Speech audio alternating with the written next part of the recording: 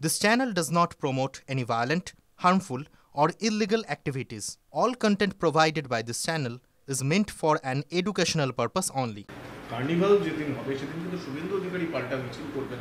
কিসের মিছিল? মিছিল করবেন এই যে এই মানে কার্নিভাল বিরোধী নয়, উনি এ রাজ্যের রসুন নিধনে মিছিল করবেন।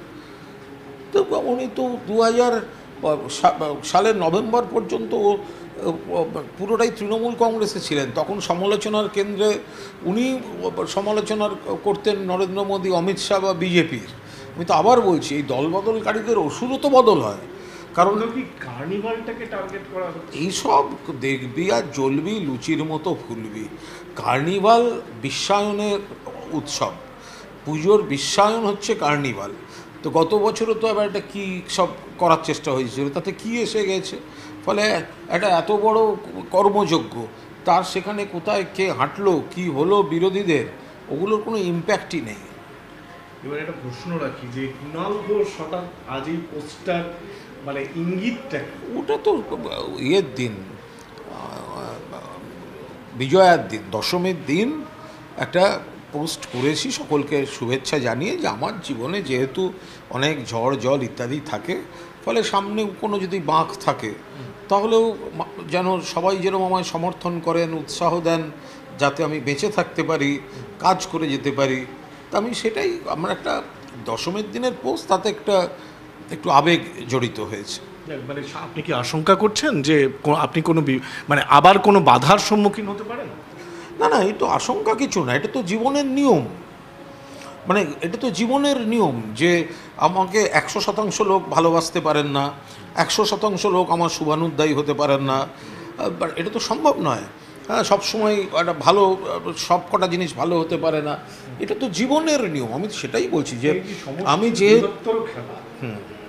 আমি যেটাই আমার জীবনে যেটাই আসে বা আসবে, সেটা কোনো ব্যক্তিগত স্বার্থের দিক থেকে আমি বিষয়টাকে দেখব না। যেটা আমি, আমার শুভানুধ্যায়ীরা সবাই মিলে যেটাকে সকলের স্বার্থে হবে বা সমাজ, আমি সেই কাজই করি, সেগুলোই করব। আপনি আপনার গোটা জীবন ধরে প্রচুর ওঠানামার মুখোমুখি হয়েছেন, সেগুলোকে সেই ঝড়ঝাপটা পেরিয়ে এখানে দাঁড়িয়ে আছেন। তা বিজয়ার দিন এমনিতে তো মানে আকাশে তো কোনো মেঘ দেখা যাচ্ছে না, হঠাৎ আপনার মনে মেঘ উঁকি মারছে। এটা তো জীবনের নিয়ম, এটা সম্পূর্ণভাবে এটা জীবনের নিয়ম যে আমি যেহেতু এই ধরনের অভিজ্ঞতা আমার নানা রকম রয়েছে, তো আমি সেই জন্য